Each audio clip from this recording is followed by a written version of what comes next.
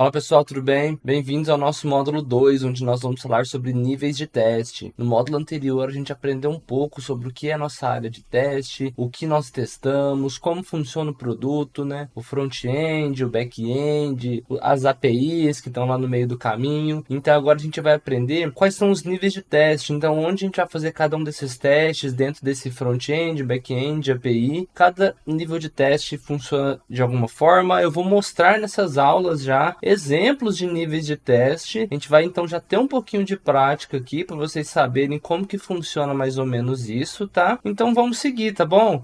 Antes de mais nada, a gente tem basicamente 4 níveis de teste, tá? É o teste de componente, o teste de integração, o teste de sistema e o teste de aceite, tá? Dependendo da bibliografia que a gente está utilizando, dependendo de com quem você está falando, que prefere mais algumas coisas mais teóricas, mais técnicas ou mais comercial, como se trabalha na empresa, vai variar um pouco os níveis de teste considerados e como a gente usa algumas nomenclaturas, mas no geral é mais do mesmo, tá bom? Eu vou durante essas aulas abordar o máximo sobre isso, como eu falei, tentando ser o mais claro, o mais simples possível na minha linguagem para ficar mais fácil esse entendimento, tá bom? Então vamos começar agora com o teste de componente, beleza? Então passando aqui para o próximo slide. O teste de componente, ele também é conhecido como teste de unidade, tá? Ele se concentra nas partes mais pequenas e isoladas do código. Então, quando a gente está falando de código, o que compõe, né, um programa, um código aí? A gente vai ter um monte de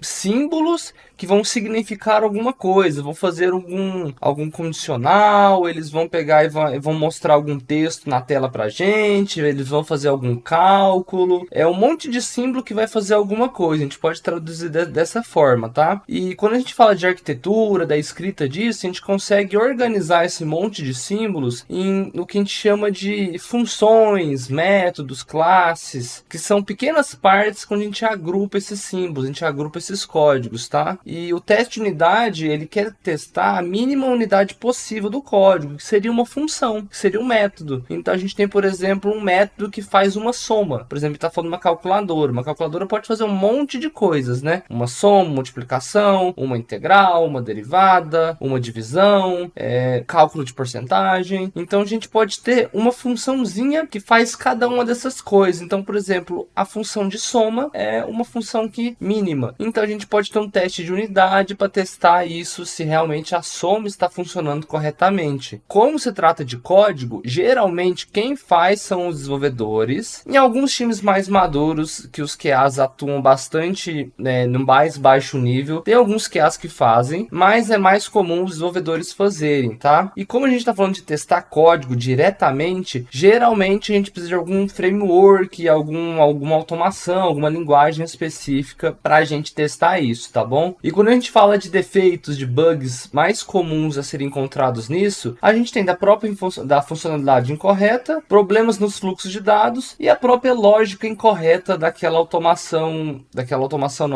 método em si, tá bom? Vai ser basicamente isso. Dessa aula, dessa parte teórica, é isso que você precisa saber, o que é o teste de componente. Agora a gente vai fazer um na prática, tá bom? Eu tenho um código aqui de algumas coisas que eu estava testando. Então, isso aqui está em Python, mas não se atente muito à linguagem, não se prenda muito a isso, tá bom? O que é importante a gente saber é o seguinte, eu tenho um método declarado aqui, eu tenho uma classe que eu chamei de matemática, e ela tem uma função soma, tá bom? E essa função soma, ela vai somar o valor 1 que ela está recebendo com o valor 2 que ela está recebendo, e vai retornar aqui a soma, tá bom? E como que a gente pode testar isso? A gente pode fazer uma outra função, um outro código que faz o teste. A gente pode vir nessa pasta aqui, nesse arquivo, né? Teste underline matemática. E a gente vai importar essa pasta aqui. Não se atente muito a isso ainda, calma.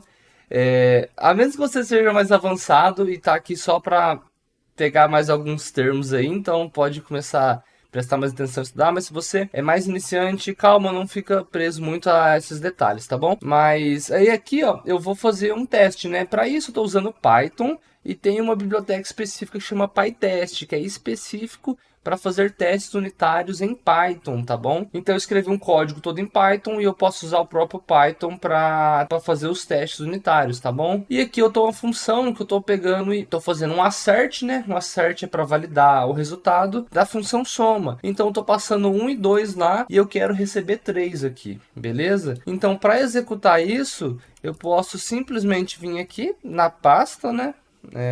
O clear não funcionou? Deixa eu dar um CLC então. Também não?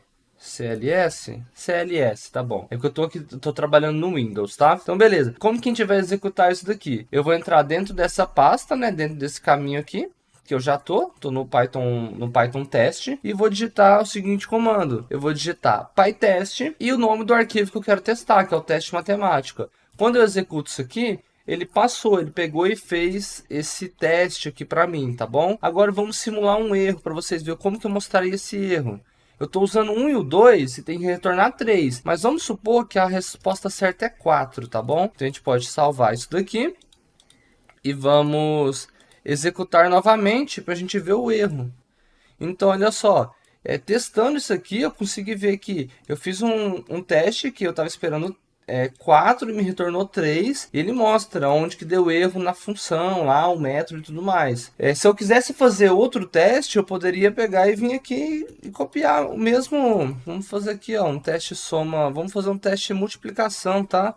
Teste multi, que ele vai chamar a função multiplicar, que não existe ainda, né? Então a gente vai ter que criar lá. Então vamos vir aqui, def, que eu vou chamar de multiplicar, e vai fazer o V1 vezes o V2, tá bom? Só vamos multiplicar, acho que está certo. Eu preciso salvar esse código, eu vou vir aqui e tá certinho, beleza. Aí eu vou multiplicar, vai ser 2 por 3, que vai me retornar 6, tá bom? E aqui eu vou colocar o valor certo novamente, tá? Então vamos executar novamente. A gente tem que o teste passou agora, porque 2 vezes 3 é igual a 6. Se eu quisesse forçar um erro aqui só para a gente ver o que vai acontecer, a gente pode pegar e executar de novo e a gente teve o nosso erro. Então, assim que a gente... É um exemplo, né? Bem simples, bem bobo, assim, digamos assim, sobre testes unitários, mas imagine um código muito grande que faz cálculos muito complexos. É muito importante a gente ter esse nível de qualidade já na parte mais baixa do código, porque ele garante que cada componente isoladamente está funcionando, tá bom? Então, da aula de hoje é isso. A gente conseguiu ver a parte teórica de testes unitários, a parte prática, e a gente se vê na próxima aula.